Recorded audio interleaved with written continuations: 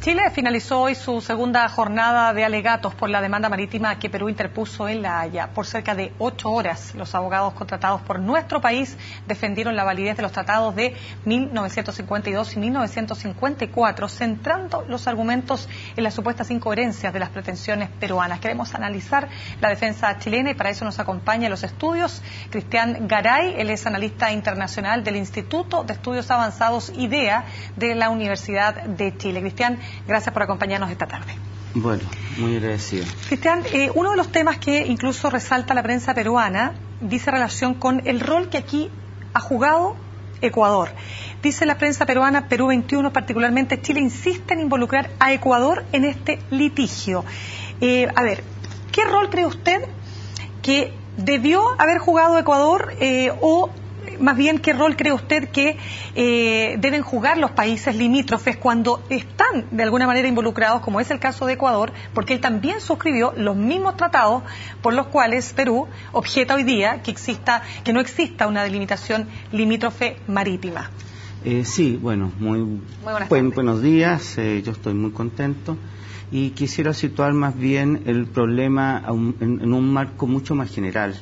Las demarcaciones entre Chile y Perú tienen y siguen la misma lógica que las demarcaciones entre Perú y Ecuador. Desde este punto de vista, entender cuál es la lógica permite iluminar el caso que se está sometiendo a discusión. Hubiera sido deseable, creo yo, que nuestro país hubiera tenido una expresión mucho más visible de Ecuador. Pero no hay que olvidar que de todas maneras Ecuador, al ratificar su frontera con el Perú y seguir y reconocer como límite el paralelo, está creando, a mi modo de ver, un antecedente que los jueces no pueden obviar. Claro, porque precisamente lo que llama la atención es que teniendo Ecuador las mismas características en términos de que es una línea paralela, ¿no es cierto?, la que establece la definición del límite marítimo con Perú, habiendo también sido parte de la firma de los tratados del 52 y del 54, sin embargo, en un momento determinado, año 2011, llega a un acuerdo, o más bien ordena, si usted quiere, las dudas que pudiera haber sobre ese punto, y se desmarca, evidentemente, de cualquier posibilidad de un litigio con Perú.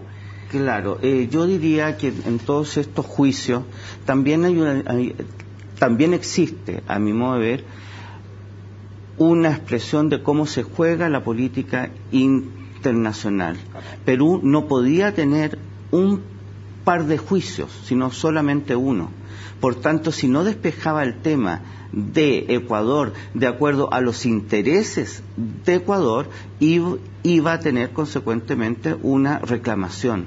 Correcto, pero entonces... Perdón. Entonces, claro, lo que hay que entender es que en términos de política internacional, las solidaridades o la amistad, digamos, obedece primero que nada a la óptica de conseguir el interés nacional.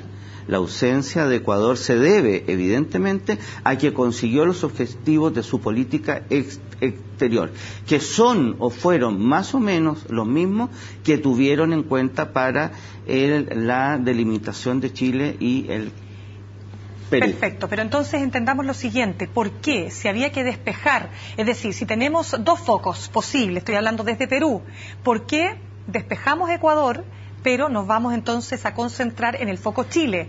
Porque a mi modo de ver, para la Cancillería peruana era totalmente inviable producir un reclamo territorial respecto de nuestro país y no tener la posibilidad, el Ecuador, de hacer lo mismo respecto de su frontera septentrional.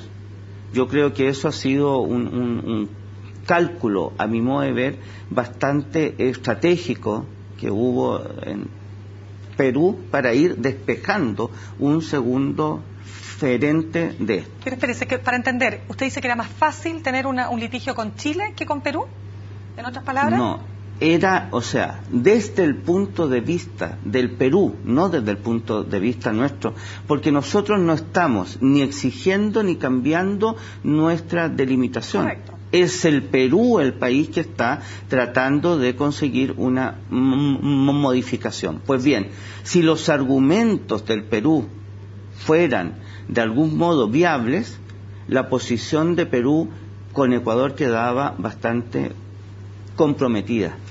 Ahora, en general, usted ha seguido los alegatos, me imagino.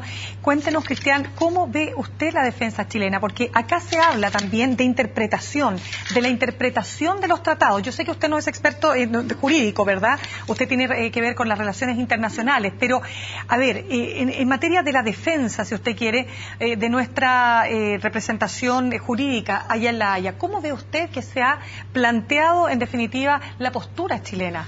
Yo creo que afortunadamente ha sido una postura destinada a explicar por qué Chile es el tenedor legítimo de todo el espacio que está siendo sometido a controversia. No hay que olvidarse que el Tratado de 1929 delimitó lo grueso.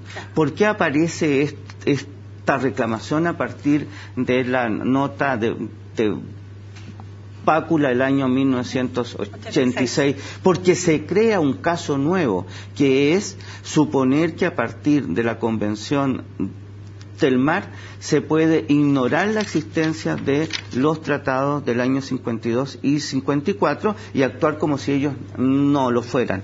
En este punto yo quisiera recalcar que hay que hacerse eco de la serenidad de la argumentación de Chile, de la ironía más fina. Yo hoy día escuchaba al abogado griego hacer, por ejemplo, la aseveración de que los aviones no pescan, claro. Y eso fue, yo creo que un término y una ironía mucho más suave que la que se vio al principio. Yo creo que lo peor habría sido haberse dedicado a refutar lo que la parte litigante manifestó. Claro, o sea, la postura de Chile en ese sentido no se mueve desde la posición de nosotros tenemos un tratado y ese tratado es se llama Acuerdo o más bien Declaración de Santiago de 1952, que además está ratificada en 1954 y de ahí que uno de los juristas señalaba que la Declaración de Santiago y el Acuerdo de Lima del 54 deben ser interpretados como parte de un todo complementario. Ese es un punto, pero yo quisiera llevarlo un poco más respecto a las consecuencias que va a tener toda esta situación que estamos viviendo en La Haya. La próxima semana se retoman entonces los alegatos. ¿Usted cree que esto va a tener repercusión en algún sentido? ¿Podrá tener repercusiones negativas? Porque se habla mucho, de establecer o de refundar quizás a partir de este evento nuevas relaciones con los vecinos peruanos. Pero ¿en qué parte de usted que puede haber alguna situación negativa? A ver, lo primero que nada hay que alegrarse que finalmente esta sea una cuestión jurídica y no militar o no de odiosidad.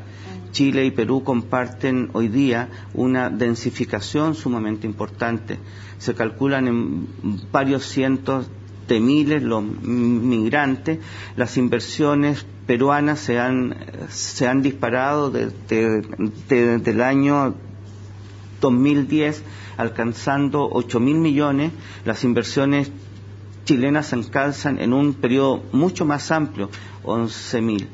Desde este punto de vista tenemos una sólida fe en que una controversia de este tipo no vaya a afectar los lazos en fin de la sociedad. Sin embargo, es imposible abstraerse del hecho que, como dijo la presidenta Michelle Bachelet en su momento, llevarnos a La Haya fue un gesto inamistoso. Y a partir de ahí entonces algunas cuestiones que se han conseguido tenderían en un corto plazo, pienso yo, a verse negativamente afectadas. Desde luego, y no hay que ser demasiado, hurgar mucho, digamos, las encuestas de opinión de uno y otro al lado exacerban una visión ciertamente maniquea o negativa, digamos, porque negro, en el fondo. Efectivamente, es decir, sería imposible que en un juicio en el cual ambos creen tener la razón que se le da a uno será en perjuicio de otro. En este sentido también hay la sensación en Chile, y yo creo que esa es una sensación que puede ir calando mucho, es que los llamados de Perú a trazar una solución equitativa, en definitiva, están perjudicando a Chile en sí mismo. No es equitativo que lo que está puesto en controversia ha sido considerado como chileno, se ha ejercido la soberanía en él y tiene un conjunto de condiciones. Lo otro, que un fallo que tuviera una característica ya muy especial podría afectar al puerto de Arica. Sí. Muy bien. Muy bien, Cristian, nosotros queremos darle las gracias por esta entrevista, porque también nos permite ilustrar cómo están dándose efectivamente, o cómo está esto afectando, cómo pudiera afectar las relaciones bilaterales, que es uno de los temas clave, por cierto, en este litigio que estamos enfrentando en La Haya. Muchas gracias por acompañarnos. Muchísimas gracias, y yo como profesor de la Universidad de Santiago de Chile agradezco muchísimo su invitación. Muy bien, muchas gracias.